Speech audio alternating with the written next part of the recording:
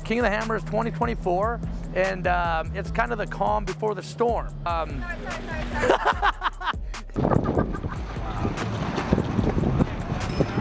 So it's Wednesday, and we pulled the race car down here first thing this morning to spend the day in the Dirty Life booth. Dirty Life are a great rim sponsor we have. It really comes down to this big round thing. I couldn't ask for a better wheel company to support us. This is like if you build the most amazing house in the world and your foundation's crappy, well, the house is gonna fall and fail.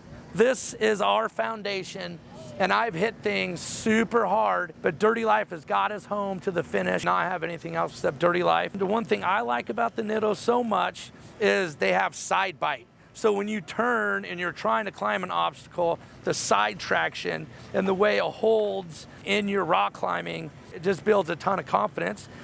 One of the biggest reasons why rims are so important when you're actually racing, when you hit rocks, boulders, G-outs, you really need to have a wheel that doesn't fold under that pressure.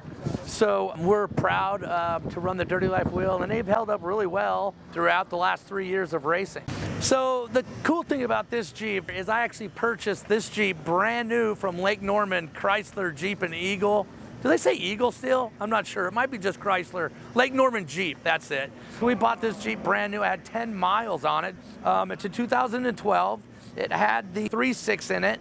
We ran a reality show called Kingdom Crawl, which lasts for 3 years, and we traveled the whole country, and I learned amazing skills. It just definitely, not only was the Jeep advancing, but I was also advancing in the skill of off-road. There is definitely a learning curve.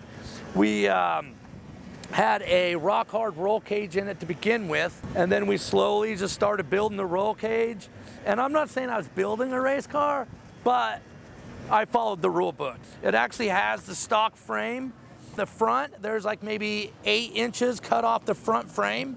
And then the stock frame and stock cross members are true all the way to the back bumper. It's a true modified 4500 car. Curry came in, just gave us a ton of confidence. These axles, the amount of confidence you have running these big old axles is just amazing. And with the Curry, you can see the clearance. We ran the first King of the Hammers just learning. I mean, that was our goal. That was just something we wanted to do.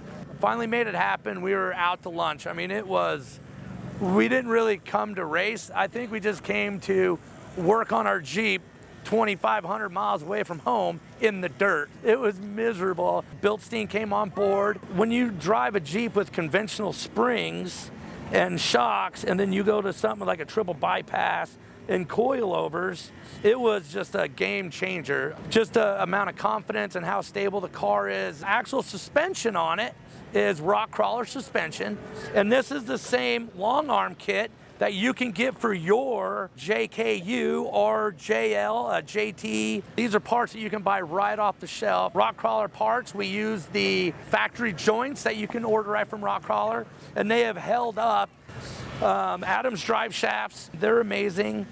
We are running an old school engine. It's got a 360, and this engine is about, I would say, 10 years old.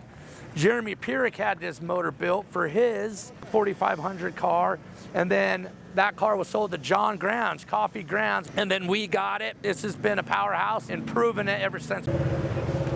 So when we decided to take the 3.6 engine out, there's a lot of things that happened that we really didn't foresee. The 3.6 engine had the Chrysler computer, and they had it dialed in, and the thing ran really well.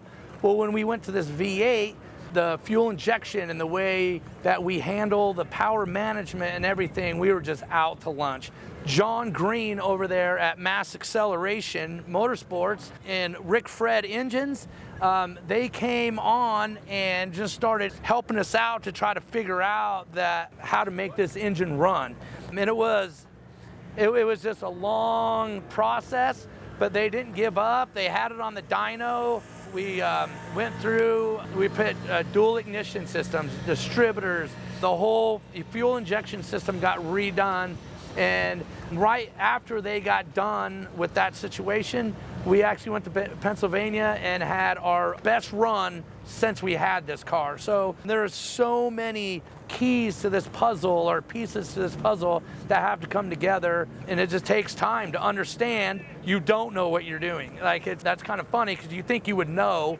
That's something I don't know about, but I've been in automotive and working on cars my entire life. The learning curve was I had to finally stop and realize I don't know what I'm doing and I needed some help, and John Green came in and was definitely there. Another thing, when we come run the King of the Hammers, we got to really have the best of everything. This race starts early in the morning, though there's always sunlight usually in the morning, but towards the end of the race, this race could go into the evening. So lighting and being able to see where you're going and see the rocks that you're about ready to hit is absolutely really big. Infinite Offroad came on board, really provided us some amazing lights. We got our A-pillar lights, and then our upper lights are controlled by 2 separate switches. And you can see, if we're driving into the sun, we would outpower the sun. We would melt the rocks in front of us with these lights. But it was really great. Infinite Offroad, those guys coming on board is really a benefit, and you could see they're definitely top notch. Another company that controls the engine, tranny lines, fuel lines, coolant lines. We have coolant lines that all go from the front of the engine all the way to the back of the engine, and that is Brown & Miller Racing Solutions. They are absolutely amazing.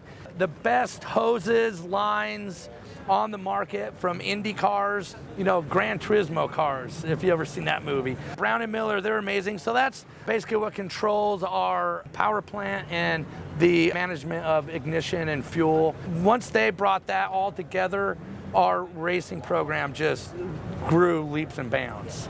All right, Diesel, tell us how you did qualify.